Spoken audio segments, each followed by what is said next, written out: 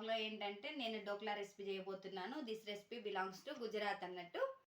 అయితే నేను ఈ రెసిపీలో ఫస్ట్ వాటర్ వేసాను. వాటర్లో కొద్దిగా షుగర్ మరియు పసుపు ఇంకా కొంచెం నిమ్మకాయ కొద్దిగా చక్కెర కూడా యాడ్ చేసిన ఈ వాటర్లో.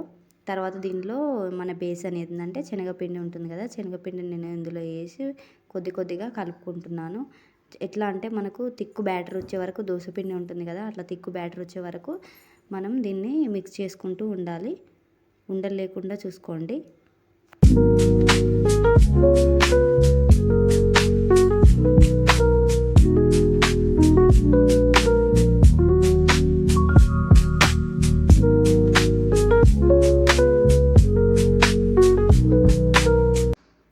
చూసారు కదా, ఈ విధంగా అయితే ఇలా కలుపుకోవాలి. నేనైతే దీంతో కలుపుకుంటున్నాను. ఇదైతే మనం మజ్జిగ చేతికి ఏది ఉంటుంది కదా దాంతో ఇలా కలుపుకున్నాను నేను. బ్యాటర్ అయితే ఈ విధంగా రావాలి. దీన్ని అయితే ఇప్పుడు మనం ఏం చేస్తామంటే కొద్దిగా ఇందులో నేను ఈనో కూడా వేస్తున్నాను. ఎందుకంటే అది కొద్దిగా రెండింతలు పొంగాలన్నట్టు. అందుకోసం అయితే నేనైతే ఇది ఈనో ఇందులో యాడ్ చేస్తున్నా.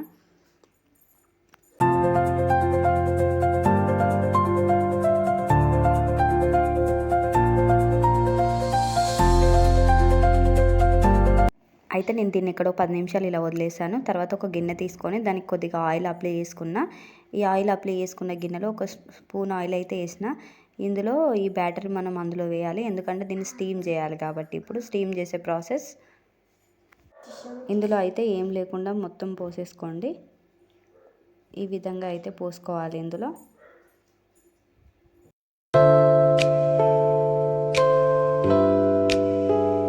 చూడండి ఫ్రెండ్స్, నేనైతే ఇక్కడ స్టీమ్ చేసుకోవడానికి ఒక బౌల్ని అయితే తీసుకుంటున్నా. ఈ గిన్నె అయితే కొంచెం పలచగా ఉన్నా పర్వాలేదు, కొంచెం మందం ఉన్నా పర్వాలేదు. నేనైతే రైస్ కుక్కర్ గిన్నెలను అయితే యూజ్ చేస్తున్నా. ఇవి యూజ్ చేయక చాలా రోజులు అవుతుంది. దానికోసం అయితే కొద్దిగా వాష్ చేస్తున్నా. ఈ తర్వాత ఇందులో మనకు సరిపడానికి కొన్ని వాటర్ తీసుకోవాలి. నేనైతే కొద్దిగానే తీసుకున్నాను. మీరు క్వాంటిటీ బట్టి తీసుకోండి. ఇక తర్వాత గ్యాస్ వెలిగించిన తర్వాత దానిపైన ఒక గిన్నెని అయితే పెట్టుకున్నా. ఇందాక చూపించిన కదా ఆ గిన్నెని. దాంట్లో నా దగ్గర అయితే స్టీమ్ చేయడానికి అందుబాటులో ఏది లేదు. దానికోసం అయితే నేను ఒక చిన్న రికావ్ లాంటిది మూత టిఫిన్ బౌల్ మీది అది తీసుకుంటున్నా. అది తీసుకొని అయితే నేను దానిపైన పెట్టి స్టీమ్ చేయడానికి ప్రయత్నిస్తా. చూద్దాం సక్సెస్ అవుతుందో లేదో. నేనైతే ఈ మూతను తీసుకున్నా, చూపిస్తున్నా కదా. ఏది పెట్టుకున్నా ఏం పర్లేదు, మనకున్న దాంట్లోనే యూజ్ చేసుకోవడమే కదా అండి. ఉన్న దాంట్లో సదురుకోవాలి, ఏం చేస్తాం మరి. ఇక తర్వాత నేనైతే ఒక బౌల్ అయితే పెట్టేసిన. ఏదైతే మనం బ్యాటర్ అందులో వేసుకున్నామో ఆ బ్యాటర్ ఉన్న గిన్నెని ఇందులో నేనైతే పెట్టేసిన తర్వాత దీని మీదకి నేను ఈ మూతనైతే పెట్టుకున్నా. ఇది రైస్ కుక్కర్ మూతనే.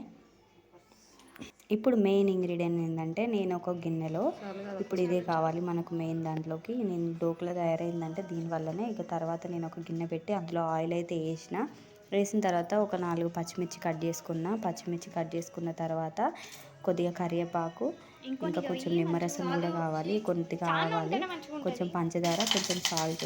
ఇవన్నీ వాటర్ కాగానే ఇక్కడ ఏదైతే పోపు పెడుతున్నానో ఇందులో ఫస్ట్ పచ్చిమిర్చి వేసుకున్న తర్వాత కొద్దిగా ఆవాలు అయితే ఫస్ట్ నేను యాడ్ చేసిన తర్వాత మళ్ళీ కొద్దిగా అవి రెండు కొంచెం ఫ్రై అయినట్టు కాగానే నేను అందులో కొద్దిగా కరివేపాకు కూడా యాడ్ చేస్తున్నా. చూడండి, ఈ కరివేపాకు చిటపటలాడాలి ఫ్రెండ్స్. తర్వాత ఇది చిటపటలాడిన తర్వాత ఏం చేస్తామంటే కొద్దిగా ఇందులో షుగర్ వేసుకోవాలి.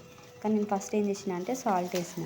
ఎందుకంటే సాల్ట్ వల్ల కొంచెం మిర్చి తొందరగా ఫ్రై అవుతుంది కదా, అందుకోసమని నేనైతే సాల్ట్ వేసేసిన. తర్వాత ఒక 2 పిడికెళ్ళంతా షుగర్ని అయితే తీసుకున్నాను అనుకోండి. ఎందుకంటే స్వీట్ ఎక్కువ ఉండద్దు, సాల్ట్ ఎక్కువ ఉండద్దు, రెండు మీడియం ఉండాలి. దానికోసమని నేను షుగర్ కూడా వేసిన. తర్వాత నేను మళ్ళీ కొంచెం యాడ్ చేసుకుంటున్నా. ఎందుకంటే రెండు ఒకటే క్వాంటిటీలో ఉండాలనుకున్నాను కదా, దానికోసం అయితే 2 యాడ్ చేసేసిన. ఇంకా తర్వాత ఒక గ్లాసెడ్ వాటర్ని అయితే వేస్తున్నాను. నాకు డోక్లా ఎంత సరిపోతుందో దానికి తగ్గట్టు నేను వాటర్ వేసుకుంటున్నాను. ఎందుకంటే నేను అప్పుడు శనగపిండి కూడా ఒక గ్లాస్లో ఆపేసిన, దానికోసం ఒక గ్లాస్ వాటర్ పోస్తున్నా. ఇక తర్వాత మంచిగా మిక్స్ చేసుకోవాలి. ఇది ఒక మరగాలనుకోండి. ఇక మనం ఒక మరుగు వచ్చేదాకా ఆగాలి. ఆ తర్వాత డోక్లా ఉంటుంది కదా, అది మనకు రెడీ అయితే అయిపోయింది. నేను దాన్ని ఉల్టా వేసి మీకు చూపిస్తాను. 1 2 3 అంటున్నాను ఇక్కడ.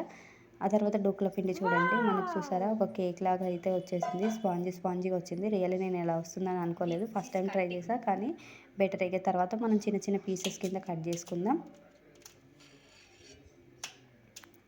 ఆహా, చూసారా ఎంత స్పాంజీగా వచ్చిందో, ఫ్లఫీగా ఉంది. నేను అసలు ఇట్లా వస్తుందని అనుకోలేదు, కానీ చాలా బాగా వచ్చింది. ఇక టేస్ట్ చూసేద్దామా, ఇక దానికి లేట్ ఎందుకని అనుకుంటున్నారా? అది అప్పుడే అయిపోలేదండో. ఏదైతే మనం మిశ్రమం ఉంది కదా, చేసాం వాటర్ లిక్విడ్, సాల్ట్ ఇంకా కొంచెం షుగర్తో చేసాం కదా, ఆ మిశ్రమాన్ని అయితే ఇప్పుడు దీని మీద నేను అప్లై చేస్తాను. ఫస్ట్ మనం దీన్ని పీసుల కింద కట్ చేసుకుంటున్నాం కదా, తర్వాత నాకైతే ఈ ప్లేట్లో సరిపోవట్లేదు, కొంచెం పెద్ద ప్లేట్ కూడా తీసుకున్న. తర్వాత ఇందులో మన ఏదైతే ఆ లిక్విడ్ ఉందో దీన్ని నేనైతే యాడ్ చేస్తున్నా ఫ్రెండ్స్.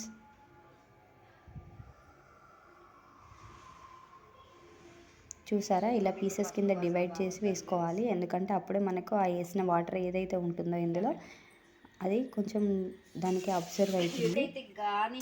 ఇక తర్వాత నేను ఈ వాటర్నే కాదు, కొంచెం గార్నిష్ కోసం ఆ మిర్చిని పైన ఇట్లా డెకరేట్ చేస్తున్నా చూడండి. నచ్చితే మీరు కూడా చేసుకోండి.